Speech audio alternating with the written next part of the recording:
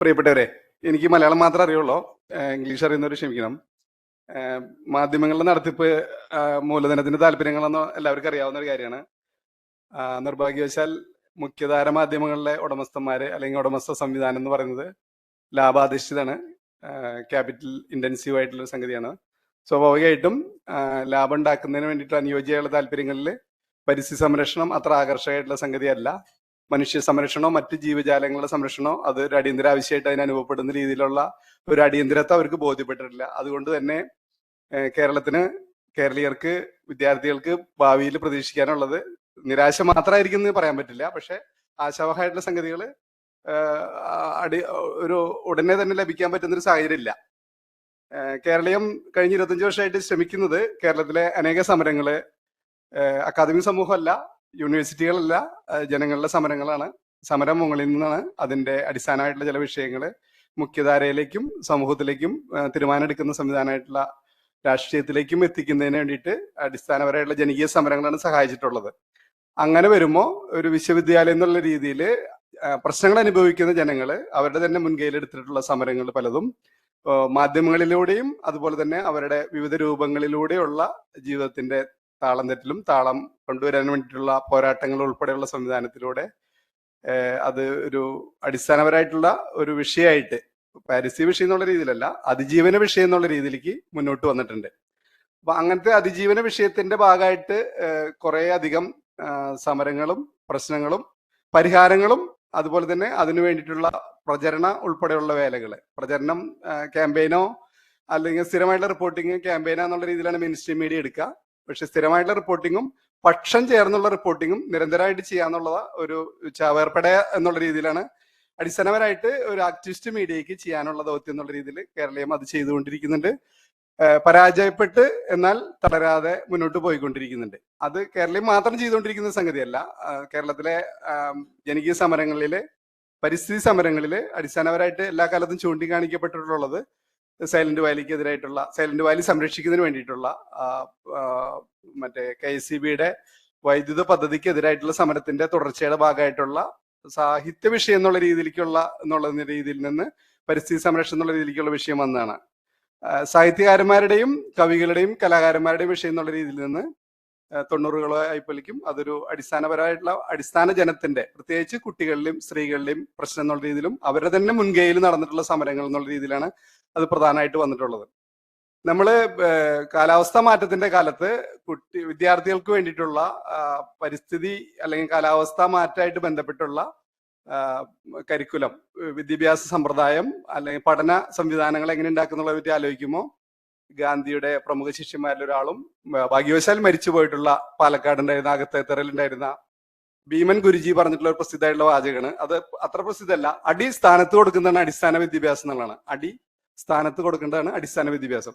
അങ്ങനെ വരുമ്പോ നമുക്ക് വേണ്ടത്ര അടികൾ കിട്ടിക്കൊണ്ടിരുന്നിട്ടും അത് തിരിച്ചറിയാനുള്ള ശേഷി നിർഭാഗ്യവശാൽ ഇല്ലാത്ത, സെൻസിറ്റിവിറ്റി നഷ്ടപ്പെട്ടു പോയിരിക്കുന്ന ഒരു സമൂഹത്തിന് അടി കിട്ടി കഴിഞ്ഞ് മനസ്സിലാവാൻ പറ്റണ്ടേ. അതായത് ഇന്ന് അപ്പം വെക്കാനോ അല്ലെങ്കിൽ തിരുവനന്തപുരത്ത് പെട്ടെന്ന് പോയിട്ട് കാസർഗോഡുള്ള ആൾ പോയിട്ട് മറ്റേ RCCയിൽ പോയിട്ടോ അല്ലെങ്കിൽ സെക്രട്ടേറിയറ്റ് പോയിട്ടോ കേരളയിൽ പോയിട്ട് പ്രശ്നം പരിഹരിച്ചു വരാൻ മാത്രം എന്ത് പ്രശ്നമുണ്ട് എന്നുള്ളത് മനസ്സിലാക്കാൻ പറ്റുന്ന രീതിയിലുള്ള, അല്ലെ അങ്ങനെ പറയുന്നത് ഒരു സാമൂഹ്യ ദ്രോഹാന്ന് തിരിച്ചറിയാനുള്ള സംവിധാനം ഇല്ലാതിരിക്കുന്ന ഒരു അറിവുള്ള ജനതയ്ക്ക് എന്ത് തരത്തിലുള്ള മാധ്യമമാണ് ഭാവിയിൽ പ്രതീക്ഷിക്കാൻ പറ്റാന്നുള്ളത് എനിക്കറിയില്ല. അങ്ങനെയുള്ള ഭാവിയിൽ നിലനിൽക്കുന്ന ആൾക്കാർക്ക് അത് ഒരു ദീപസ്തംഭം, മഹാശ്ചര്യം, നമുക്കും കിട്ടണം പണം എന്നുള്ള രീതിയിലേക്ക് ലാഭാധിഷ്ഠിതമായിട്ട് നീങ്ങിക്കൊണ്ടിരിക്കുന്ന ക്യാപിറ്റൽ ഇന്റൻസീവ് ആയിട്ടുള്ള ഒരു ചവേർപ്പടയായിട്ടുള്ള എംബഡഡ് ജേർണലിസം നടന്നുകൊണ്ടിരിക്കുന്ന സ്ഥലത്ത് കാര്യമായിട്ടുള്ള പ്രതീക്ഷയ്ക്ക് വകില്ല എന്ന് പറഞ്ഞ് നമുക്ക് ഒഴിഞ്ഞു മാറാൻ വഴിയില്ല. നമുക്ക് തന്നെ അത് മാധ്യമ പ്രവർത്തനം, വിദ്യാഭ്യാസ പ്രവർത്തനം, അടിസ്ഥാനത്ത് കൊടുക്കുന്ന വിദ്യാഭ്യാസ പ്രവർത്തനം അടിസ്ഥാന ജനത തന്നെ ചെയ്യും. നമുക്ക് എല്ലാവർക്കും അറിയാവുന്ന പോലെ 1000-ലധികം അടിസ്ഥാന തദ്ദേശ സ്വയംഭരണ സ്ഥാപനങ്ങളുണ്ട്. നിർഭാഗ്യവശാൽ ഞാൻ ഒരു പഞ്ചായത്തിന്റെ സെക്രട്ടറി കൂടിയാണ്. നിർഭാഗ്യവശാൽ എന്ന് പറയുന്നത് ഇപ്പൊ 944 പഞ്ചായത്തും മറ്റ് കോർപ്പറേഷനുകൾ, മുനിസിപ്പാലിറ്റികൾ, സംവിധാനങ്ങളുണ്ട്. അപ്പോ അധികാര വികേന്ദ്രീകരണത്തിന്റെ കാലത്ത് നമ്മൾ നീതിയായിട്ട് ബന്ധപ്പെട്ട പ്രശ്നം വരുമ്പോൾ അധികാര വികേന്ദ്രീകരണത്തിന്റെ കാലത്ത് ബേസിക് ആയിട്ടുള്ള ചോദ്യം ജനാധിപത്യത്തിന്റെ ചോദ്യമാണ്. ഗ്രാമസഭയ്ക്ക് നിയമപരമായിട്ട് വലിയ അധികാരങ്ങളില്ലെങ്കിലും ഗ്രാമസഭയ്ക്ക് നിയമപരമായിട്ടുള്ള അധികാരങ്ങൾ കൂടിയുള്ള ഒരു കേരളത്തില് അടിസ്ഥാനപരമായിട്ടുള്ള വിഷയങ്ങള് വിഭവങ്ങളെ സംബന്ധിച്ചുള്ള എങ്ങനെ കൈകാര്യം ചെയ്യുന്നുള്ള നീതിയുടെ ചോദ്യം, ജനാധിപത്യത്തിന്റെ ചോദ്യം നമ്മൾ വേണ്ടത്ര ഉന്നയിക്കപ്പെട്ടിട്ടില്ല എന്നുള്ളതാണ് കഴിഞ്ഞ 22 വർഷമായിട്ട് പ്ലാച്ചിമട സമരത്തിലെ ഒരു എളിയ പോരാളി എന്നുള്ള രീതിയിൽ നമ്മൾ മനസ്സിലാക്കുന്നത്. അപ്പൊ പ്ലാച്ചിമട കമ്പനി 2000-ലാണ് സ്ഥാപിക്കുന്നത്. പ്ലാച്ചിമട കമ്പനി സ്ഥാപിക്കുന്നതിന് 2 വർഷം മുമ്പ് കൊക്കക്കോള ആരംഭിച്ച് 110 വർഷം ആരംഭിക്കുമ്പോൾ 110 വർഷം 112 വർഷം മുന്നേ മലയാള മനോരമ ആരംഭിച്ചു. മലയാള മനോരമ എല്ലാ ദിവസവും പൊള്യൂഷൻ ഉണ്ടാക്കിയിട്ട് പോലും കേരളീയരെ ഇന്ന് അതിജീവിച്ചുകൊണ്ടിരിക്കുന്നുണ്ട്. അതുപോലെ തന്നെ കൊക്കക്കോള കമ്പനി 1980 സ്ഥാപിച്ചിട്ടും ഇന്ന് കൊക്കക്കോള കമ്പനി അതിജീവിച്ചുകൊണ്ടിരിക്കുന്നുണ്ട്. അതിനെതിരായിട്ടുള്ള പോരാട്ടം അതിജീവിച്ചുകൊണ്ടിരിക്കുന്നുണ്ട്. ഞാൻ പറയാൻ വന്ന ഒരു സംഗതി, പ്ലാച്ചിമടയിൽ 22 വർഷത്തിലധികമായിട്ട് സമരം ചെയ്യുന്ന ഒരു പ്ലാച്ചിമടക്കാരല്ല. ലോകത്തെ പല സ്ഥലങ്ങളിലുള്ള ആൾക്കാരുണ്ട്. പ്രത്യേകിച്ച് അമേരിക്കൻ യൂണിവേഴ്സിറ്റികളും ഇറാഖ് യുദ്ധകാലത്ത് അമേരിക്കൻ വിരുദ്ധ വികാരം കൊക്കക്കോള വിരുദ്ധ വികാരത്തിന്റെയും കൂടി അടിസ്ഥാനത്തിലാണ് യൂണിവേഴ്സിറ്റികൾ കുറച്ചും കൂടി സാമൂഹ്യ ബന്ധിതമായിട്ടുള്ള സമൂഹങ്ങളുള്ള സമയത്തും കുറച്ചുകൂടി ധാരണയുള്ള സമൂഹങ്ങളായതുകൊണ്ടും ഉത്തരവാദപ്പെട്ട വിദ്യാർത്ഥികളുള്ള ഒരു സമൂഹത്തില് അന്നത്തെ ഫാഷനും അല്ലെങ്കിൽ ട്രെൻഡും അല്ലെങ്കിൽ അന്നത്തെ ഡെമോക്രസിയുടെ ഒരു മുന്നോട്ട് പോക്കിന്റെ ഭാഗമായിട്ട് വലിയ സംഗതികളുണ്ട്. പക്ഷേ കേരളത്തില് നേരത്തെ പറഞ്ഞ 1000-ലധികം തദ്ദേശ സ്വയം ഭരണ സെൽഫ് റൂൾ എന്ന് പറയുന്നത് ഗാന്ധിയുടെ സെൽഫ് റൂൾ അല്ല, സ്വയം ഭരണം, ലോക്കൽ സെൽഫ് ഗവൺമെന്റ് എന്ന് പറയുന്ന ഗവൺമെന്റ് ഉണ്ടായിരിക്കുകയും ആ ഗവൺമെന്റ് എങ്ങനെ പെരുമാറണം എന്ന് പറയുന്നതിലേക്ക് ഒരു കേന്ദ്ര ഉത്തരവ് ഇറക്കി കഴിഞ്ഞ് തിരിച്ചെടുക്കാൻ പറ്റുകയും മറ്റേ കള്ളുഷാപ്പ് വേണോ, കൊക്കക്കോള കമ്പനി വേണോ, അല്ലെങ്കിൽ കേരയിൽ വേണോ, അല്ലെങ്കിൽ അവിടെ ഡൈനാമിറ്റിന്റെ ഫാക്ടറി വേണോ എന്നുള്ള തീരുമാനിക്കാനുള്ള അവകാശം തദ്ദേശീയർക്ക് ഇല്ലാതിരിക്കുകയും ചെയ്യുന്ന വിചിത്രമായിട്ടുള്ള ഒരു ജനാധിപത്യ സംവിധാനത്തിൽ നമ്മൾ പരിസ്ഥിതി സംരക്ഷണമായിട്ട് ബന്ധപ്പെട്ടുള്ള വിദ്യാഭ്യാസ പ്രവർത്തികൾ എങ്ങനെയാക്കുന്നുള്ളത് വലയുമ്പോൾ എന്റെ സംഭാഷണ കലയിലുള്ള കഴിവില്ലാത്തതുകൊണ്ട് നിങ്ങളെ സങ്കീർണമായിട്ടുള്ള ഒരു മലയാളം അറിയുന്നവർ ആകെ സങ്കീർണമാവും, മലയാളം അറിയാത്തൊരു ഭാഗ്യവശാൽ സന്തോഷവാന്മാരായി ഇരിക്കുന്നു എന്നുള്ളതാണ് ഞാൻ മനസ്സിലാക്കുന്നത്. അപ്പോ ഈ കേന്ദ്രീകരിക്കപ്പെട്ട ഒരു രാഷ്ട്രീയ പാർട്ടികളിലെ ഒരു സമ്മിശ്ര രൂപമുള്ള ഒരു സമൂഹത്തില്, കേന്ദ്രീകരിക്കപ്പെട്ട ഭരണമുള്ള സമൂഹത്തില് വികേന്ദ്രീകരിക്കപ്പെട്ട ജനാധിപത്യം പുലരുമെന്ന് പ്രതീക്ഷിക്കുന്ന ഒരു ഒരു ഒരു ദുരന്തമായിട്ട് മാറിക്കൊണ്ടിരിക്കുന്ന ഡെമോക്രസി എന്ന് പറഞ്ഞ് നമുക്ക് നിരാശപ്പെടാൻ അർഹതയില്ല. നമ്മൾ തന്നെ നമ്മളുടെ സംവിധാനങ്ങൾ പുതുക്കി പണിയാൻ പറ്റുള്ളൂ. പൊല്യൂഷൻ കൺട്രോൾ ബോർഡിനെ പറ്റി നമുക്കറിയാവുന്ന പോലെ അതൊരു പൊല്യൂഷൻ ബോർഡ് എന്നാണ് സാധാരണ സമരപ്രവർത്തകർ, നിങ്ങൾ ഏലൂര് മേഖലയിലെ ലോകത്തെ ഏറ്റവും മോശപ്പെട്ട അല്ലെങ്കിൽ മികച്ച ഹോട്ട് സ്പോട്ടാണ്, മികച്ചത്, ഏറ്റവും കൂടുതൽ പൊല്യൂഷൻ ഉള്ള ഇൻഡസ്ട്രിയൽ ഹസാഡസ് വേസ്റ്റ് ഏറ്റവും കൂടുതൽ പുറത്തുവിടുന്ന 35-30 സ്ഥാനങ്ങളൊക്കെ ഉള്ള സ്ഥലങ്ങളാണ്. അപ്പോൾ 150-170 സ്ഥാനങ്ങളാണ് ഇന്ത്യക്ക് മറ്റു തലത്തിലുള്ളത് നോക്കുമ്പോൾ താരതമ്യം ഭേദപ്പെട്ട സ്ഥിതിയാണെന്ന് നമ്മൾ തെറ്റിദ്ധരിക്കും. അവിടെയുള്ള ആൾക്കാർ പൊല്യൂഷൻ ബോർഡ് എന്ന് പറയാം. അത് അവർക്ക് പൊല്യൂഷൻ കൺട്രോൾ ബോർഡിന്റെ കൺട്രോൾ എന്നുള്ള വാക്ക് പറയാൻ ഉച്ചരിക്കാനുള്ള അറിവില്ലായ്മ കൊണ്ടല്ല, അവരുടെ അനുഭവം എന്ന് പറയുന്നത് കൺട്രോൾ ചെയ്യപ്പെടുന്ന വേറെ സംവിധാനങ്ങളാണെന്നുള്ള തിരിച്ചറിവാണ്. ഇതുപോലെ തന്നെ ഭാഗ്യവശാൽ ഇന്നലെ കുറച്ച് ടീച്ചർമാരും മാഷന്മാരും കണ്ടു, ജീവിതത്തിൽ കുറച്ചുകൂടി പ്രതീക്ഷയ്ക്ക് വകയുള്ള സംഗതികളാണ് ചുറ്റും നടക്കുന്നത്. ഇപ്പൊ ഈ സമയത്ത് റണ്ണിങ് നടന്നുകൊണ്ടിരിക്കുന്ന സംഗതി എന്ന് പറയുന്നത് 15 മിനിറ്റ് കടന്നുപോയിക്കൊണ്ടിരിക്കുകയാണ്. പറയുന്ന വിഷയത്തിൽ കോറിലേക്ക് എനിക്ക് എത്താനും പറ്റിയിട്ടില്ല എന്നുള്ളതാണ്. ടീച്ചർമാരും മാഷന്മാരും നമുക്ക് പ്രതീക്ഷ നൽകുന്നത് വെച്ചാൽ അവർ പഠിക്കാൻ തയ്യാറാന്ന് മാത്രമല്ല പഠിപ്പിക്കാൻ തയ്യാറാണത്. അതായത് ഭൂരിപക്ഷം ആവശ്യപ്പെടുന്ന സംഗതി എന്ന് പറയുന്നത് മറ്റേ സമ്മർദ്ദത്തിൽ ജീവിക്കാൻ വേണ്ടിയിട്ടുള്ള പരിശീലനം മാത്രമല്ല, ആത്മഹത്യയിലേക്ക് നയിക്കാനുള്ള പരിശീലനം മാത്രമല്ല, ദുരന്തത്തിലേക്ക് നയിക്കാനുള്ള പരിശീലനം മാത്രമല്ല നൽകിക്കൊണ്ടിരിക്കുന്നത്. അത് ആവശ്യപ്പെടുന്നതുകൊണ്ട് ഞങ്ങളുടെ സിലബസ്, ഞങ്ങളുടെ കരിക്കുലം, ഞങ്ങളുടെ മോഡസ് ഓപ്പറാൻഡി, ഞങ്ങളുടെ SOP തുടങ്ങിയ സംഗതികളൊക്കെയും ഞങ്ങൾ ഇപ്പൊ ആവശ്യമുള്ള സാധനം എന്ന് പറയുന്നത് അടിയന്തരാവശ്യമുള്ള സംഗതികൾ മാറ്റി നിർത്തിയിട്ട് ദീർഘകാല ലക്ഷ്യങ്ങൾക്ക് വേണ്ടിയിട്ടുള്ള സംഗതികൾ മാറ്റി നിർത്തിയിട്ട് അടിയന്തരാവശ്യമെന്ന് തെറ്റിദ്ധരിക്കപ്പെടുന്ന അനാവശ്യ സംഗതികളിലേക്ക് ഞങ്ങൾ പ്രയോറിറ്റി ഫിക്സ് ചെയ്യാനുള്ള സന്നദ്ധത ഞങ്ങൾ കാണിക്കുന്നുണ്ടെന്നുള്ള യാദൃശ്ചികമായിട്ടൊരു വിവരം ഇന്നലെ ഇവിടെ CDS വന്നുകൊണ്ട് കിട്ടി. CDS സ്ഥാപിച്ചതിന്റെ വലിയൊരു ഔദാര്യ ദൗത്യം പൂർത്തീകരിച്ചു എന്നുള്ള വ്യക്തിപരമായിട്ടുള്ള സന്തോഷത്തിലാണ് ഞാൻ മടങ്ങുന്നത്. അപ്പോ ഞാൻ പറയാവുന്ന പോയിന്റ് എന്ന് വെച്ചിട്ടുണ്ടെങ്കിൽ CDSന്റെ ദൗത്യം എന്നുള്ള രീതിയിലല്ല, നമുക്ക് വിദ്യാഭ്യാസ പ്രവർത്തനങ്ങൾക്ക് ഡയറ്റിനും അല്ലെങ്കിൽ SCERTക്കും അല്ലെങ്കിൽ NCERTക്കും അല്ലെങ്കിൽ മറ്റു രീതിയിലുള്ള ഈ ഒഫീഷ്യൽ ബോഡികള് കൃഷി സംരക്ഷണത്തിന് വേണ്ടിയിട്ട് ഉള്ള പറയുമ്പോൾ 140-ലധികം സ്ഥാപനങ്ങൾ കേരള സർക്കാരിന് ഉണ്ട്. പക്ഷെ കൃഷിയുടെ ഭൂമിയുടെ എണ്ണം കുറഞ്ഞുകൊണ്ടിരിക്കുകയാണ്. മണ്ണിന്റെ പ്രാധാന്യം, വെള്ളത്തിന്റെ പ്രാധാന്യം, ഉയരങ്ങളുടെ പ്രാധാന്യം, മലകളുടെ പ്രാധാന്യം, മരങ്ങളുടെ പ്രാധാന്യം, കാടിന്റെ പ്രാധാന്യം, കടലിന്റെ പ്രാധാന്യം, അതുപോലെ തന്നെ എണ്ണമറ്റ ജന്തു ജീവജാലങ്ങളുടെ പ്രാധാന്യം, ആ പ്രാധാന്യവും മറ്റു ബന്ധങ്ങളും തമ്മിലുള്ള പ്രാധാന്യം മനസ്സിലാക്കാൻ പറ്റാത്ത രീതിയിലേക്കുള്ള ഒരു ബസ് ഓടിക്കൊണ്ടിരിക്കുകയാണ്. ആ ബസ് എല്ലാ മണ്ഡലത്തിലും എത്തും. ആ ബസ് ധാരാളം സ്റ്റോപ്പുകളുണ്ട്. ആ പോകുന്ന വഴിയിലൊക്കെ മാരകമായിട്ടുള്ള ചില അപകടങ്ങൾ അത് വിതറിക്കൊണ്ടിരിക്കുന്നുണ്ട്. അത് വലിയ നമ്മുടെ സമൂഹം അഭിമുഖീകരിച്ചിട്ടിരിക്കുന്ന ഏറ്റവും വലിയ പ്രശ്നം എന്ന് പറയുന്ന പ്ലാസ്റ്റിക് അല്ല, അത് മാലിന്യമാണ്. ആ മാലിന്യം എന്ന് പറയുന്നത് മാനുഷികമായിട്ടുള്ള മാലിന്യമായിട്ട് തോന്നാം, അത് മാനവികമായിട്ടുള്ള മാലിന്യമാണ്. അത് മാനസികമായിട്ടുള്ള മാലിന്യം എന്നുള്ള രീതിയിൽ അത് കൺട്രോൾ ചെയ്യാനുള്ള ഒരു സംവിധാനം നമ്മൾ കണ്ടെത്തിയിട്ടുണ്ട്. മനുഷ്യന്റെ അറിവും കഴിവും പരസ്പര ബന്ധവും ഭാവിയെ പറ്റിയുള്ള പ്രതീക്ഷകളും പുതിയ ജീവിതത്തിനോടുള്ള പരിഗണനയും നീതിയെ പറ്റിയുള്ള ചില സങ്കല്പങ്ങളും നമ്മളെ തന്നെ പലതരത്തിലുള്ള മെച്ചപ്പെട്ട സംവാദങ്ങളിലൂടെ വികസിപ്പിക്കുന്ന സ്വപ്നങ്ങളും കൂടി ചേർന്നിട്ടുള്ള സംഗതിയാണ്. അപ്പോ ഈ വിഷയമായിട്ട് ബന്ധപ്പെട്ട് ഒരു രക്ഷയില്ല. ഭാഗ്യം, നിങ്ങൾ വീണ്ടും രക്ഷപ്പെട്ടിരിക്കുന്നു. Praise Lord.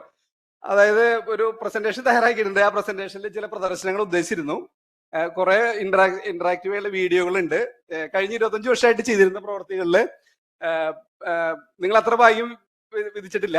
ഇമെയിലായിട്ട് അയച്ചു തരാനുള്ള സംവിധാനം ഏർപ്പെടുത്താൻ വേണ്ടിയിട്ട് ദേവിയോട് പറയുന്നുണ്ട്. നിങ്ങൾ കണ്ടെത്തീരൂ എന്നുള്ള പറയുന്ന ശിക്ഷയല്ല, പക്ഷെ എന്നാൽ പോലും ചിലത് കാണുന്നുണ്ട്. നേരത്തെ പറഞ്ഞ പോലെ പാരിസ്ഥിതിക അഭയാർത്ഥികൾ, അതിന് ഇംഗ്ലീഷിൽ ദേവിക മറുപടി പറയുന്നത് ഞാൻ വിചാരിക്കുന്നു.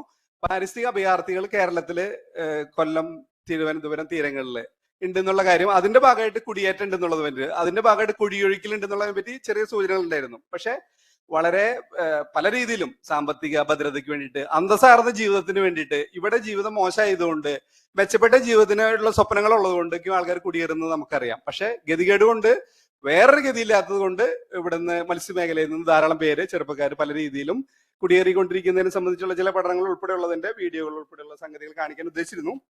കാലാവസ്ഥാ വ്യതിയാനത്തിന്റെ ആഘാതമായിട്ട് ബന്ധപ്പെട്ട് നമ്മൾ സുസ്ഥിരത എന്ന് പറയുന്നത്, ഇവിടെ വ്യഭിചരിക്കപ്പെട്ട വാക്കുകളുടെ കാര്യത്തില് കോർപ്പറേറ്റ് റേപ്പാണ് പ്ലാച്ചിമടയിൽ നടന്നതെന്ന് പറയും. കോർപ്പറേറ്റ് റേപ്പ്, ലോകത്ത് മനുഷ്യനോട് ചെയ്യുന്ന ഏറ്റവും വലിയ കുറ്റകൃത്യങ്ങളിൽ ഒന്നാണ് റേപ്പ്. പക്ഷേ അതിനുള്ള ശിക്ഷ എന്ന് പറയുന്നത് അവരെ വിവാഹം കഴിക്കുക എന്ന് പറയുന്ന കോടതി വിധികളും അല്ല എന്നുള്ളത് നമുക്കറിയാം.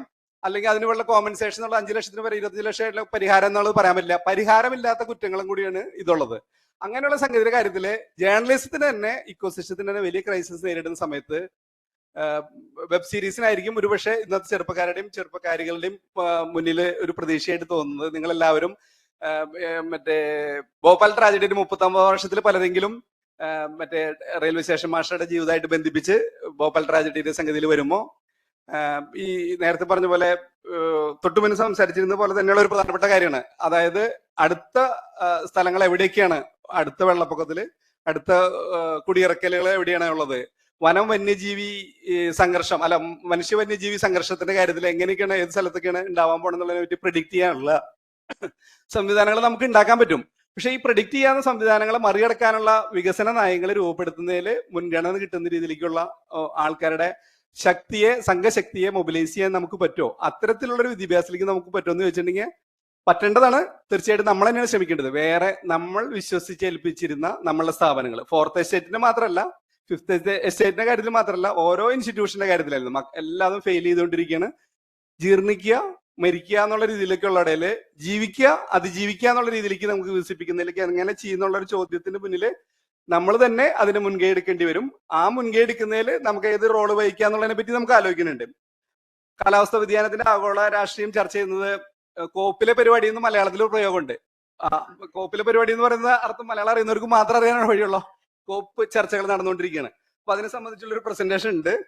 അതുപോലെ തന്നെ കോപ്പ് 15 കഴിഞ്ഞു 27 ചർച്ചയുടെ കാര്യത്തെ പറ്റി ഇന്നലെ നമ്മൾ ദുബായിൽ നിന്നുള്ള, അതുപോലെ തന്നെ ഫിൻലാൻഡിൽ നിന്നുള്ള ചില സംഗതികളൊക്കെ നമ്മൾ കണ്ടിരുന്നു. അപ്പോ 1-2 സന്ദർഭങ്ങൾ പറയാം. എൻറോൺ കമ്പനിയെ കുറിച്ച് നമുക്കറിയാം. എൻറോണിന്റെ ഷെയർ ഉണ്ടായിരുന്ന ചില ആൾക്കാർ കേരളത്തിൽ ഉണ്ടായിരുന്നു. കണ്ണൂർ ജില്ലയിലെ എൻറോൺ കമ്പനിക്കെതിരായിട്ട് ഒരു സമരം നടന്നിരുന്നു. കമ്പനി വരാനുള്ള എല്ലാ സംവിധാനങ്ങളൊക്കെ വന്നിരുന്നു. ഭാഗ്യവശാൽ, ചിലരുടെ നിർഭാഗ്യവശാൽ ആ കമ്പനി അവിടെ പൊട്ടി, അമേരിക്കയിൽ പൊട്ടി. ബോംബെയിലത്തെ സമരത്തിന്റെ സ്ഥിതി നടന്നുകൊണ്ടിരിക്കേണ്ടതെന്ന് ഇവിടെ വന്നില്ല. കൂടംകുളം ആണവനിലയത്തിനെതിരെയുള്ള സമരത്തിന്റെ കാര്യത്തിൽ നിങ്ങൾക്ക് അറിയാം. ഞാൻ സമരത്തെ പറയുന്നത്, ഇത് പരിസ്ഥിതി വിദ്യാഭ്യാസത്തെ പറയുമ്പോൾ ആൾക്കാരെ പരിചയപ്പെടുത്താൻ post office, panchayat, police station തുടങ്ങിയൊക്കെ DPP എന്ന് പറയുന്ന സംവിധാനത്തിന്റെ തുടർച്ചയായിട്ട് ഇത് 5 സ്റ്റാർ ഹോട്ടലാണോ സ്കൂളാണോ എന്നുള്ളത് നമുക്ക് സംശയം തോന്നുന്ന രീതിയിലേക്കുള്ള അതിനെ പറ്റി ചർച്ചയിൽ വന്നില്ല. അങ്ങനെയുള്ള സംശയം വരും. പക്ഷെ അവിടെ വേണ്ടത്, ഏറ്റവും പ്രാഥമികമായിട്ട് വേണ്ടത്, കക്കൂസിനുള്ളിൽ പോലും എങ്ങനെ കക്കൂസ് അന്തസ്സായിട്ട് ഉപയോഗിക്കാൻ പറ്റുന്ന രീതിയിലുള്ള പരിശീലന സംവിധാനങ്ങൾ നമുക്ക് ഉണ്ടാക്കാൻ പറ്റുമോ? മൂത്രപ്പുര എങ്ങനെ പരിശീലിപ്പിക്കാം? ആണവ സാങ്കേതിക വിദ്യ ഇല്ലെങ്കിലും ഇത് വേണമെന്നുള്ള രീതിയിലേക്ക് നമുക്കൊരു വിദ്യാഭ്യാസത്തെ റീഡിസൈൻ ചെയ്യേണ്ടതുണ്ട്. അപ്പോ മറ്റേ ഭൂതത്താൻകെട്ടില് ഒരു ആണവ നിലയം വരാൻ പോയിരുന്നു. സമരം കൊണ്ട് പോയെന്ന് ഞാൻ വിശ്വസിക്കുന്നില്ല. എന്തായാലും ആ സമരത്തിൽ പങ്കെടുത്തിട്ടുണ്ട്. അപ്പോ ഇനി വേറൊരു തരത്തിലുള്ള ആണവ നിലയം, ട്രോംബെ നിലയത്തിലേക്ക് സഹായകരായിട്ടുള്ള തീരമണലിനെ പ്രോസസ് ചെയ്യാനുള്ള സംഗതിയാണ് ഇനി കേരളത്തിന്റെ ഭാവി എന്ന് പറയുന്നത്. അതിനനുസരിച്ചിരിക്കും. അതിൽ കർത്താവിനും കർമ്മത്തിനും ക്രിയയ്ക്കും പങ്കുണ്ടെന്ന് നമ്മൾ വിശ്വസിക്കണം. തീർച്ചയായിട്ടും ആ പങ്ക് നമ്മൾ നിർവഹിക്കും വേണം. കർത്താവ് എന്ന് പറയുമ്പോൾ ഒരേ കർത്താവുള്ളൂ. അത് നിങ്ങൾക്ക് അറിയാം, CMRL കമ്പനിയുടെ കർത്താവാണ്. അപ്പൊ ക്യാപിറ്റലിനെ ബന്ധപ്പെട്ടാണ് ആ കർത്താവ് വരുന്നത്. ഓക്കി ചുഴലിക്കാറ്റിന്റെ വാർഷികമായിരുന്നു, 6ാം വാർഷികമായിരുന്നു കഴിഞ്ഞ ആഴ്ചയിൽ. അതിനെ പറ്റിയുള്ള ഒരു പ്രദർശനം ഇതിലുണ്ട്. അപ്പോ അതിന്റെ ലിങ്ക് നിർഭാഗ്യമുണ്ടെങ്കിൽ നിങ്ങൾക്ക് കിട്ടും, ഭാഗ്യമുണ്ടെങ്കിൽ നിങ്ങൾക്ക് കിട്ടില്ല. കേരളീയം മാസിക.com അതിന്റെ പ്രചരണത്തിന് വേണ്ടിയിട്ടുള്ള സെയിൽസ്മാൻ അല്ല ഞാൻ വന്നിരിക്കുന്നത്. എങ്കിലും അതിൽ പറയുന്ന ഒരു സംഗതി വെച്ചിട്ടുണ്ടെങ്കിലേ, ഈ റൂം ഫോർ റിവർ, എല്ലാത്തിനും ഹൃദയത്തിനുള്ളിൽ ഒരിടം വേണമെന്ന് പറഞ്ഞത് ഒബ്രിമെനോൻ എന്ന് പറഞ്ഞ ആളുടെ ആത്മകഥയുടെ പേരാണ്. ഹൃദയത്തിനുള്ളിൽ ഒരു ഇടം പോലെ തന്നെ നമുക്ക് പലയിടത്തും ഒരു ഇടം വേണ്ടതുണ്ട്. അപ്പൊ ഞാൻ പറഞ്ഞ സംഗതികളൊക്കെ പരസ്പരം ബന്ധമില്ലാത്തതും ഒന്നും ക്രോഡീകരിക്കപ്പെട്ടതും ചെറിയതായിട്ടുള്ള സംഗതിയാണ്. സാധാരണ മനുഷ്യരുടെ ജീവിതം പോലെ തന്നെ ദുഃഖഭരിതമായിട്ടുള്ള സംഗതിയാണ്. പക്ഷെ അതില് ഒരു സ്പേസ് നമ്മൾ ഇതിനു വേണ്ടി നീക്കി വെക്കുകയോ, നമുക്ക് ഇതൊക്കെയാണ് കരിക്കുലം, നമുക്ക് ആകെ 200 ദിവസമുള്ളൂ, അതിൽ ബജറ്റ് ഇങ്ങനെ കുറച്ച് സമയമുള്ളൂ. അപ്പൊ ആ സമയത്തിനുള്ളിൽ 15 മിനിറ്റ് മണി വന്നിട്ടില്ല, ആരെ തലകൊടിയാണ് ആ മണി വരാന്നുള്ളത് നമുക്ക് അറിയില്ല. അപ്പൊ കാലാവസ്ഥ ഊർജ്ജമായിട്ട് ബന്ധപ്പെട്ട്, കാലാവസ്ഥ വ്യതിയാനം സമൂഹമായിട്ട് ബന്ധപ്പെട്ട് കേരളത്തിലെ വിവിധ സമൂഹങ്ങൾ എന്ന് പറയുന്നത്, പിന്നോക്കാവസ്ഥ എന്ന് പറയുന്നത് മറ്റേ സാമ്പത്തിക ശാസ്ത്രജ്ഞനായിട്ടുള്ള മരിച്ചുപോയ സ്വയം ജീവൻ എടുക്കാനുള്ള ധീരത കാണിച്ച, അതും ധീരതയാണോ ബിരുദമാണോ എന്നുള്ളതിനെ പറ്റി അഭിപ്രായത്തിലുണ്ടെങ്കിലും കുഞ്ഞമ്മൻ സാറ് ആളെ അനുഭവം പറയുന്ന പോലെ തന്നെ വിവിധ സമരങ്ങളിൽ നിർഭാഗ്യവശാൽ പങ്കെടുക്കേണ്ടി വന്നിട്ടുള്ള, പലതരത്തിലും വേദനകരമായിട്ടുള്ള നിരാശയെ കൂടെ കടന്നു വന്നിട്ടുള്ള ആളെന്നുള്ള രീതിയിൽ നമ്മളെ തീരുമാനം ആയിരിക്കണം എന്നില്ല, ചിലപ്പോ തീരുമാനം നമ്മൾ എടുക്കുന്നതായിരിക്കാം. അപ്പോ ഒരു പല സംഗതികളിൽ കൂടെ കടന്നു വരുമ്പോൾ നമ്മൾ മനസ്സിലാക്കുന്ന സംഗതി, ഏറ്റവും സാമൂഹികമായിട്ട് പിന്നോക്കാവസ്ഥ അനുഭവിക്കുന്ന വിഭാഗങ്ങള്, അതില് പലവിധ കാരണങ്ങൾ കൊണ്ട്, ജന്മം കൊണ്ട് അല്ലെങ്കിൽ പലവിധ സാഹചര്യങ്ങൾ കൊണ്ട് അങ്ങനെയായിട്ടുള്ളത് മുതൽ ബോധപൂർവമായിട്ടുള്ള സോഷ്യൽ എഞ്ചിനീയറിംഗിന്റെ ഭാഗമായിട്ട് അങ്ങനത്തെ പിന്നോക്കാവസ്ഥയിലുള്ള സമൂഹങ്ങളാണ് മിക്കവാറും മുന്നോട്ട് വന്നിട്ടുള്ളത്. അപ്പോ സൗകര്യം ഉള്ളതുകൊണ്ട്, അറിവുള്ളതുകൊണ്ട്, കഴിവുള്ളതുകൊണ്ട്, അല്ലെങ്കിൽ അതിനുള്ള അധികാരം ഉള്ളത് കൊണ്ട് അല്ല, ഗതികേട് കൊണ്ട്, അത്യാവശ്യത കൊണ്ട്, അടിയന്തരത്വം കൊണ്ട്, അനിവാര്യത കൊണ്ട്, ജീവനിലും ഭൂമിയിലും മനുഷ്യരിലും പ്രതീക്ഷ ഉള്ളത് കൊണ്ട്, പരസ്പരം ബന്ധിപ്പിക്കുന്നതുകൊണ്ടൊക്കെയും കൂടിയിട്ടാണ് അങ്ങനത്തെ സംഗതികൾ വന്നിരിക്കുന്നത്. അപ്പോ കാലാവസ്ഥ വ്യതിയാനത്തിന്റെ കാര്യത്തില് നമ്മളെ കൊച്ചിയിൽ കൂടെ തിമിംഗലം പോകുന്ന കാലം വരും. അപ്പോ ലിവിങ് മ്യൂസിയങ്ങൾ നമുക്ക് കൂടുതൽ സൃഷ്ടിക്കുന്നതിന് വേണ്ടിയിട്ടുള്ള സംഗതികളുടെ കാര്യത്തിൽ പറയുകയാണെങ്കിൽ അങ്ങനെ പറയാം. അപ്പൊ കൂടുതൽ അണക്കെട്ടുകളാണോ, കൂടുതൽ വൻകിട പദ്ധതികളാണോ, കൂടുതൽ കൺസ്ട്രക്ഷൻ, ഡിസ്ട്രക്റ്റീവ് കൺസ്ട്രക്ഷൻ എന്നുള്ള രീതിയിലുള്ള അതാണോ വേണ്ടതെന്ന് ചോദിച്ചു കഴിഞ്ഞാൽ അല്ല എന്നുള്ള കാര്യത്തെ പറ്റി കൺഫ്യൂഷൻ ഇല്ല. പക്ഷെ പോളിസി ഡിസിഷന്റെ കാര്യത്തിൽ, എക്സിക്യൂഷന്റെ കാര്യത്തിൽ അങ്ങനെ തന്നെ നടക്കുമെന്ന് പറയാൻ പറ്റില്ല. നമ്മളെ ആനന്ദിന്റെ നോവലിൽ പറയുന്ന പോലെ തന്നെ കൊടുക്കിന് പാകമായിട്ടുള്ള കഴുത്തുണ്ടാക്കിയതിന് ശേഷം അതിനുശേഷമുള്ള തിരക്കഥ ഉണ്ടാക്കുകയും അതിനുശേഷമുള്ള അയാൾ കുറ്റം ചെയ്യേണ്ടി വരികയും ചെയ്യുന്ന ഒരു സ്ഥിതിയിലേക്കാണ് നമുക്ക് സംവിധാനങ്ങൾ വരുന്നത്. അതുകൊണ്ട് തന്നെ തുരങ്കപ്പാതയ്ക്ക് മുന്നേ അതൊരു തുരങ്കമാണ്. ആ തുരങ്കത്തിൽ കൂടെ കടന്നു പോകുമ്പോൾ നമുക്കൊന്നും മനസ്സിലാവില്ല, ഭയങ്കര ഇരുട്ടാണ്. തുരങ്കത്തിൽ പുറത്ത് കിടക്കുമ്പോഴോ മനസ്സിലാവുള്ളൂ, ചിലപ്പോൾ നമ്മൾ പുറത്ത് കിടക്കണമെന്നില്ല. ആ തുരങ്കത്തിൽ പോകുമ്പോൾ ആദ്യം ടെൻഡർ, അതിനുശേഷം അതിനെപ്പറ്റിയുള്ള പഠനങ്ങൾ, അതിനുശേഷമുള്ള പബ്ലിക് ഹിയറിംഗ്, മറ്റു സംഗതികളൊക്കെ അങ്ങനെ വരും. സംഗതി ഫിക്സ് ചെയ്ത് കഴിഞ്ഞു, ഇനി നിങ്ങൾക്ക് അതിന് 30% കമ്മീഷൻ വേണോ 29% കമ്മീഷൻ വേണോ, അതെങ്ങനെ ഡിവൈഡ് ചെയ്യാന്നുള്ളതിനെ പറ്റി മാത്രമാണ് തെറ്റിദ്ധാരണ നമുക്കുള്ളത്. പക്ഷെ അങ്ങനെ ആയിക്കൊള്ളുന്നില്ല. അപ്പൊ ഇത്തരം കാര്യങ്ങളിലുള്ള അടിസ്ഥാനപരമായിട്ടുള്ള വിഷയങ്ങളിൽ ഇൻവെസ്റ്റിഗേറ്റ് ജേർണലിസ്റ്റ് നടത്തണമെങ്കിൽ നിങ്ങൾക്ക് എല്ലാവർക്കും അറിയാവുന്ന പോലെ തന്നെ വന്യജീവി സംഘർഷത്തെ പറ്റി ഞാൻ പറഞ്ഞോളൂ, തമാശ പറയാനല്ല വന്നിരിക്കുന്നത്. ദിക്വരമായിട്ടുള്ള ചില സംഗതികൾ നർമ്മത്തിക്കൂടെ മാത്രമാണ് ചിലപ്പോൾ ചില കർമ്മങ്ങൾ ചെയ്യാൻ പറ്റുള്ളൂ എന്നുള്ളത് അമോസോസ് കഥാകൃത്ത് പറഞ്ഞിട്ടുണ്ട്. ഏറ്റവും വലിയ ഹ്യൂമർ ചിലപ്പോൾ ഇങ്ങനത്തെ സംഗതികളായിരിക്കാം. മൃഗങ്ങൾക്ക് വാഹനങ്ങളെ ഭയങ്കര ഇഷ്ടമായതുകൊണ്ട് വയനാട് പാത, തുരങ്കപാത വന്നാലും വന്നില്ലെങ്കിലും കർണാടകയ്ക്കുള്ള രാത്രി സഞ്ചാരം അനുവദിക്കണം എന്നുള്ളത് നമ്മളുടെ ഒരു ചങ്ങാതി പറഞ്ഞിട്ടുണ്ട്. ചിറ്റപ്പം പറഞ്ഞു കഴിഞ്ഞാൽ അതിൽ വലിയ വ്യത്യാസം ഉണ്ടാവില്ല, വന്നിരിക്കും. മൃഗങ്ങൾ ഇഷ്ടപ്പെട്ടിരിക്കും. പഴയ കാലത്ത് രാജാക്കന്മാര് മറ്റേ രാജാവിനെ കാത്ത് വെടിയേൽക്കാൻ വേണ്ടി വന്നിരിക്കും. അപ്പൊ പറയാൻ വന്ന സംഗതി, ഇത്തരം വിചാരങ്ങളെ ചെറുക്കുന്നതിന് വേണ്ടിയുള്ള എന്ത് ജനാധിപത്യ ശക്തിയാണ് നമുക്കുള്ളത് എന്നുള്ളതാണ്. നമ്മൾ കരിക്കുലം ഉണ്ടാക്കിയെടുക്കാനാണ് പോണത്. നമ്മൾ ബേസിക്കായിട്ടുള്ള സംഗതി ഡെമോക്രസി സംരക്ഷിക്കുന്നതിന് വേണ്ടിയിട്ടുള്ള സംഗതികളാണ്. അപ്പൊ എന്തായാലും ദീർഘകാലമായിട്ട് പ്രിന്റ് മീഡിയ ആയിരുന്നു. കോവിഡിന് ശേഷമുള്ള ഡിജിറ്റൽ മീഡിയയിലേക്ക് കടന്നിട്ടുള്ള വളരെ ചെറിയൊരു പ്രസിദ്ധീകരണം. ലാഭം ഒരിക്കലും ലക്ഷ്യം വെക്കുന്നില്ല, നഷ്ടം എപ്പോഴും ലക്ഷ്യം വെക്കുന്നില്ലെങ്കിലും അങ്ങനെ സംഭവിച്ചുകൊണ്ടിരിക്കുന്നുണ്ട്.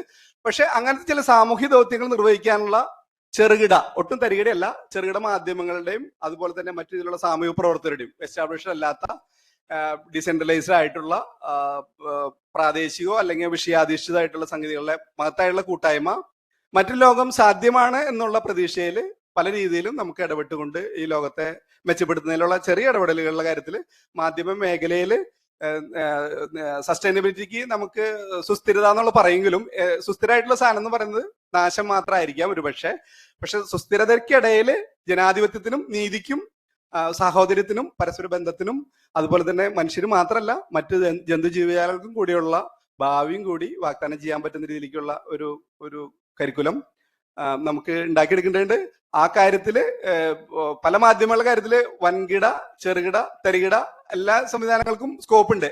ഏകപക്ഷീയമായിട്ട് ഒരു ഇനം മാത്രം മതി എന്ന് പറയാൻ പറ്റുന്ന ഒരു സ്ഥിതിയില്ല. അപ്പോ ഇത്തരം കാര്യങ്ങളെ പറ്റി നിങ്ങൾക്ക് മോശപ്പെട്ട ഒരു പ്രസന്റേഷൻ തയ്യാറാക്കി അവതരിപ്പിക്കാൻ പറ്റിയതിൽ എനിക്ക് സന്തോഷമുണ്ടെങ്കിലും ഞാൻ നിങ്ങളോട് ക്ഷമ ചോദിക്കുന്നു. നന്ദി.